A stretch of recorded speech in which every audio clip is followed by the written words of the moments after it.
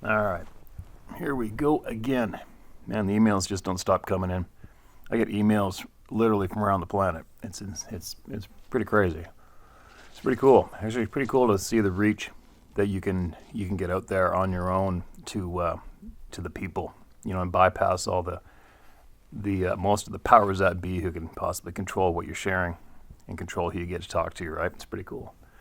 Anyway, anybody ever been down to Louisiana? I've been through Louisiana. I spent a lot of time in Alabama, a few other southern states, and there's a town there called Bellachassee.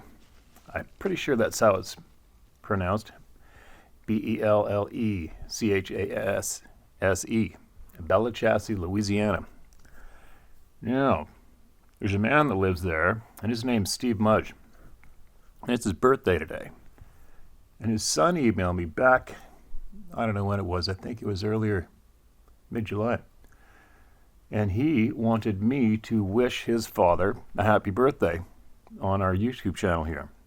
I guess his dad's an avid listener, subscriber, and luckily I found this email in time.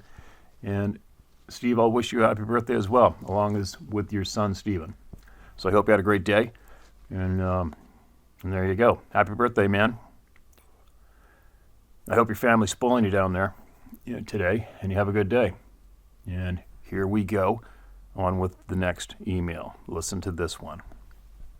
The smoke is missing my face perfectly.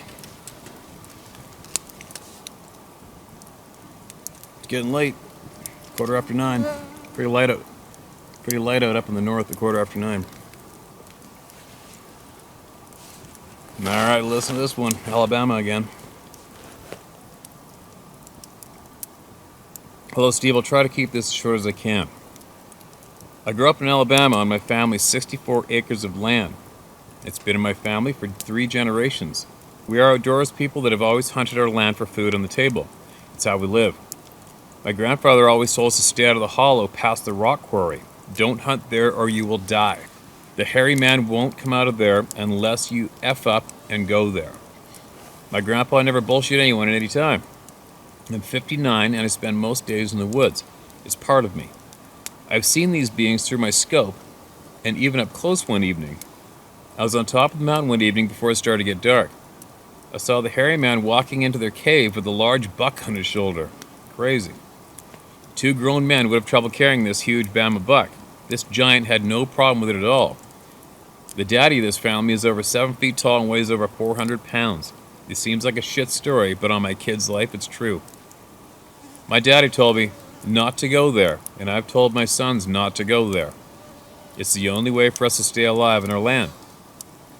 They've got about 10 acres, and we've got the rest. My grandpa told me they were there long before he was born. Those eppers are not apes. They are people, and they have been in hiding for hundreds of years. Only one of us has gone in there. It was my grandpa's brother. He was ripped to pieces and left in a tree for them to find. My grandma told me about it when I was a kid. It's not just a BS story to scare the kids. It's a true story that we take very serious. I've got grandkids that watch your channel. They ask you don't use my full name. Their friends wouldn't believe it, and kids are so cruel to each other. So thank you for listening to my story, my friend. I will send you another one soon that happened to 2 of my brothers. Keep up the good work and tell our stories. More people need to know what is going on. Thanks again.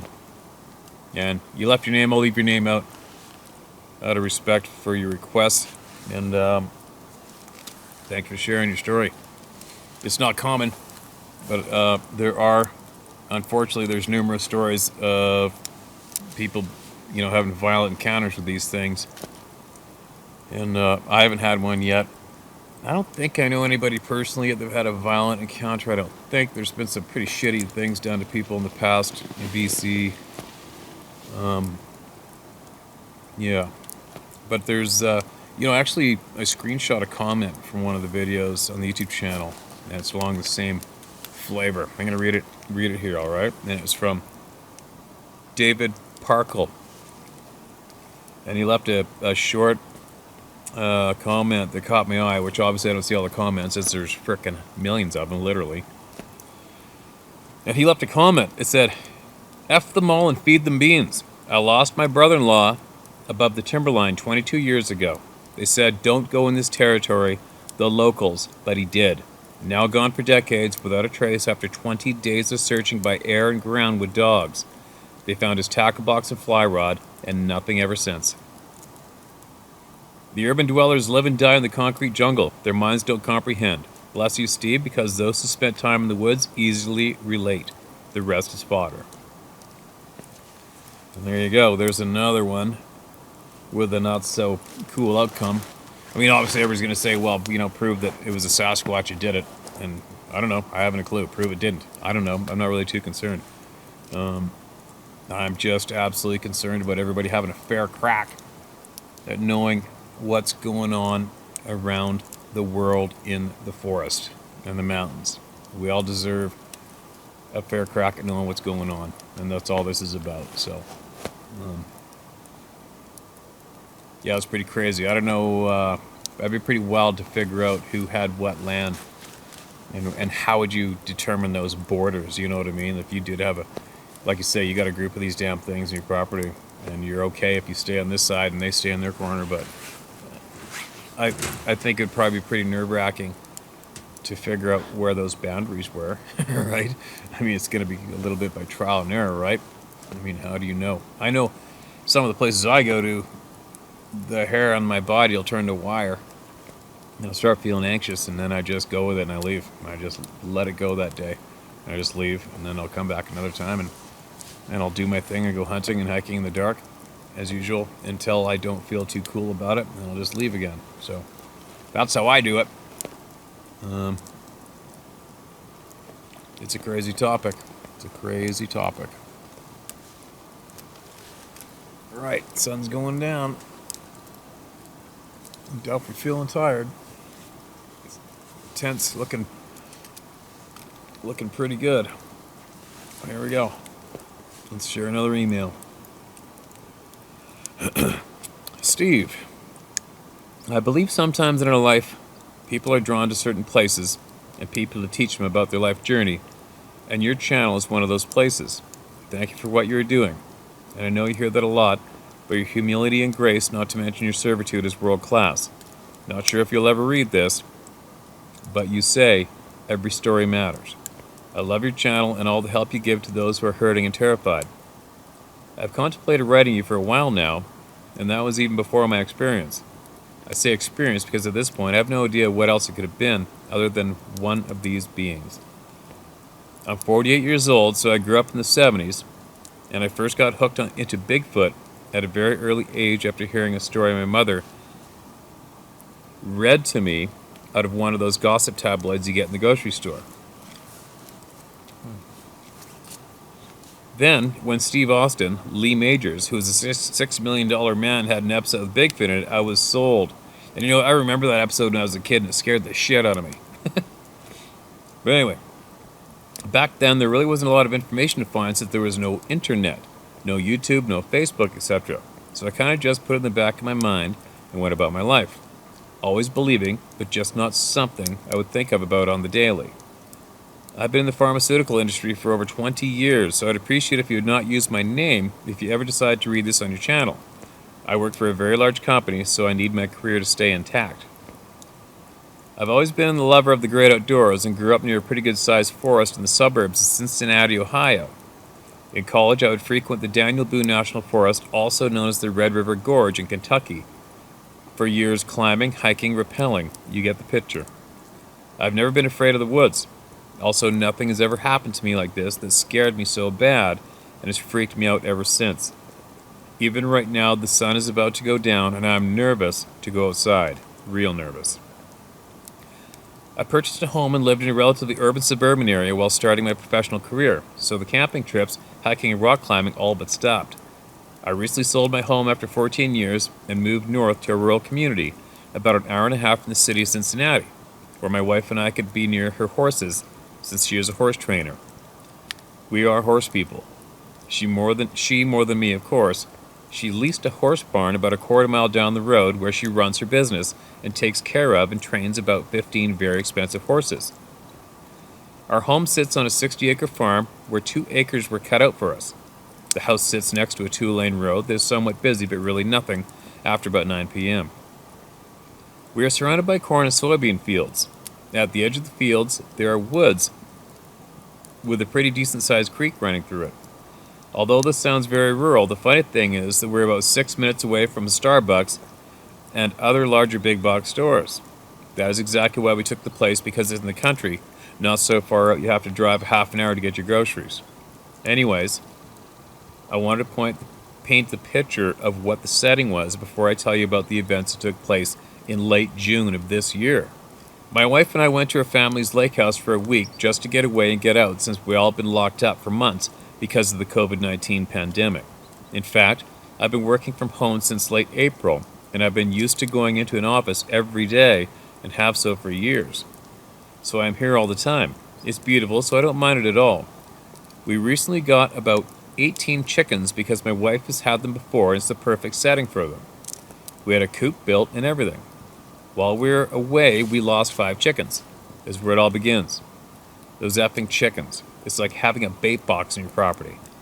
Anywho, we came home. I looked everywhere for signs of what could have happened to those 5 chickens. The friend that was watching them while we were gone said he found a raccoon in the tree that was adjacent to the coop, which he had to shoot and kill. So we just assumed it was raccoons, right? But where were all the feathers? I mean, 5 chickens and nothing? Nowhere on our property or in the surrounding fields. About a day later, I saw a raccoon go up into the pine tree near the coop when I was closing it up for the night. Got the .22 out and got not 1 but 2. There's a third up there as well, but managed to nestle itself between the trunk of the tree where it splits, and I couldn't get a clean shot. After that, we were on the lookout each night for raccoons. Keep in mind my wife and I are both smokers, and we don't smoke in the house. On these hot summer nights, we sit in our SUV with the air on and watch movies on our phones. Netflix documentaries, chick flicks, and I, of course, watch your channel on YouTube. My wife always thought I was silly and was more a believer in aliens and Bigfoot. Funny you should say that. Ha! Okay, I got one word. Air conditioning in the house. Try that. I'm just kidding, man. So about 2 nights after we got back from the lake, we were doing our normal evening routine in the SUV, and one of the 2 motion sensors lights that I put on the front and rear, closest to the pine tree, kept going off. I had a clear view of them through the side view mirrors. The back of our SUV faces the coupe. So naturally, I get out and always have my Glock 19 with an attached light on me. I proceeded to investigate. Nothing. Nothing in the trees, and nothing around the coupe or surrounding fields. I forgot to mention that next to the chicken coop is a small aluminum-sided box that we store things in. When it's clean, I can actually get my car in there. Oh, small aluminum-sided barn that we store things in. When it's clean, I can actually get my car in there. I'm telling you this because on that barn is a large light that comes on at dusk. This will make sense in a little bit. A second time, the spotlight went off again. We got out of the car to look, and again, nothing. I, at the time, said to my wife that I was going in the house to get us another drink. Yes, we are drinking, but nothing too excessive. Just a normal 2 or 3 drink night. As I returned, my wife was standing in the grass closest to the cornfield adjacent to the chicken coop, and she said that she heard something very large tearing through the cornfield. She also said it smelled really, really bad, like a huge raccoon. Now, when she said something big, she compared that sound to her prize stallion, who was 16 hands high and around 1,100 pounds. Remember, my wife does not believe in Sasquatch. I myself did not see anything, nor did I smell anything. Either way, I make her feel more at ease. I fired several shots with my Glock into the cornfields. At that time, the light of my gun stopped working. This is odd because I've only used it a few times. It was basically brand new. At almost the same time, the light that is on the barn flickers and goes out. Now, this is an electric light that was only about 6 or 7 months old. Also, it's a fluorescent bulb and supposed to last for like 10 years. I know you always talk about your sixth sense, but I swear my mind wasn't even going there. I chalked it up to coincidence. At this time, my wife is getting very uneasy and nervous. Remember when I told you she has a horse trainer? Well, she's more like a horse whisperer. I've seen it in action. It's amazing. She calls herself an intuit. I proceed to tell her it's nothing, and we go back to the SUV to resume watching the movie. At that time is when I said to her, "Babe, I'm sure it's not a Bigfoot. Don't be nervous. and I kind of jokingly said, "We need to get nervous if we hear whistling or a stone is thrown at the car." And sure enough, as soon as those words left my mouth, we heard a dink of a stone hitting the rear window of the car. We both looked at each other and said, "Did you hear that?" We immediately jumped out of the car and grabbed her .22 rifle out of the back and with guns drawn started looking around.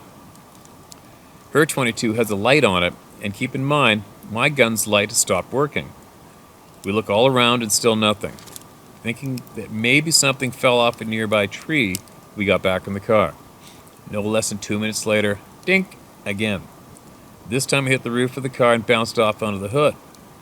We now get out, go into the house to get the AR-15, and she grabs her .223 bullpup. My rifle is tacked out with all the toys on it, including a very good flashlight, a laser, a red dot scope. At this point, it's starting to add up to me now. My wife, the non-believer that she is, starts blaming me for watching all your videos as if I summoned in a Sasquatch to our house. I convinced her to get in the SUV one more time, so if it happened again, I could try and get a position on it. Sure enough, 2 more rocks were thrown.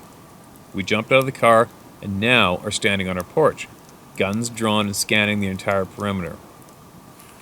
At this point, my wife is shaking, saying, "F this, F this."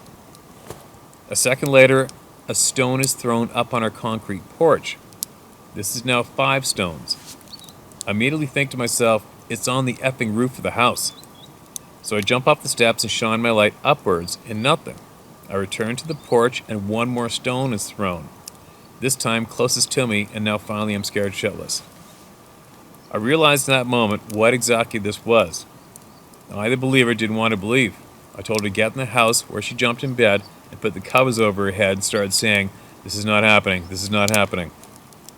I locked all the doors and shut all the blinds. I stayed up for the next hour and a half, but nothing else happened. The next day, my dog and I searched the area for any signs of prints or broken corn stalks, but it had been in the 90s for 2 weeks, and the ground was hard as rock. We didn't talk about it at all until later that evening.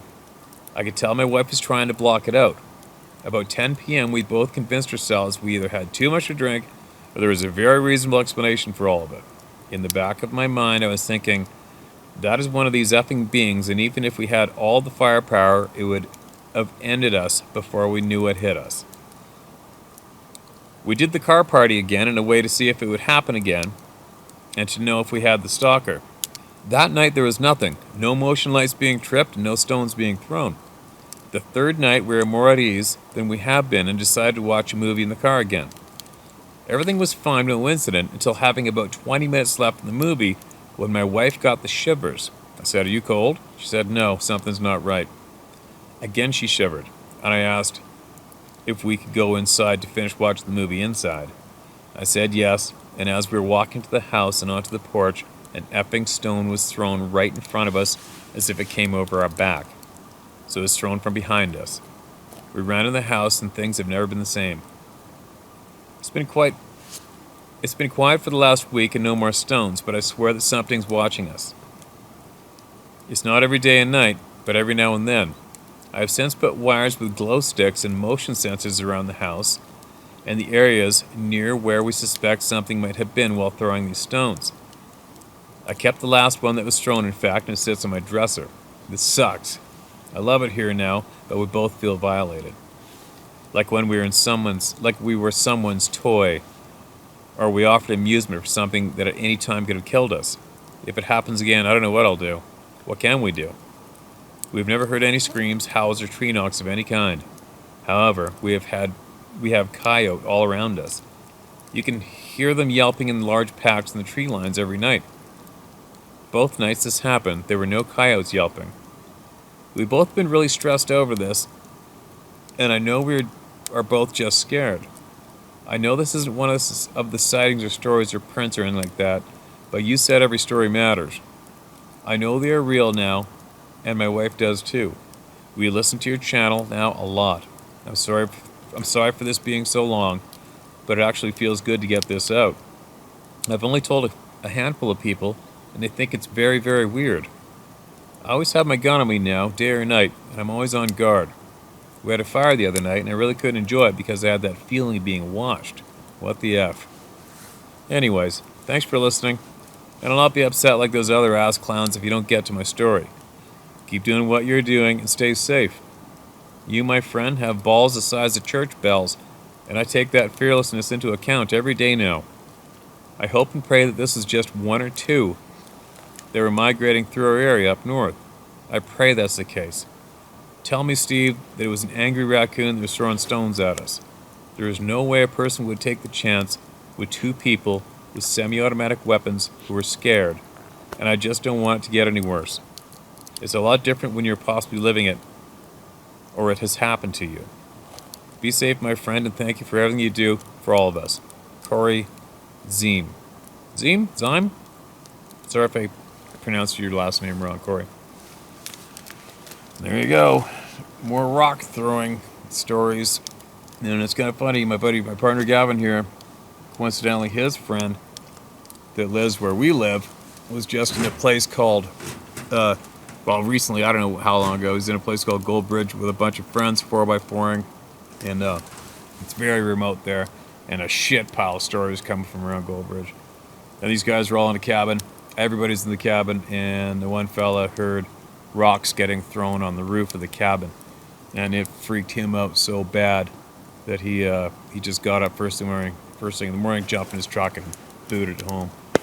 And everybody was in the cabin accounted for when these rocks are pinging off the roof of the cabin. Well, I don't know what to say. I mean, you can keep emailing me and keep me posted and informed if shit picks up speed, and maybe we can get Scott Carpenter and someone else in there or on it to help and see what they can do to help. There's no shortage of people asking for help in the rural properties, that's for sure.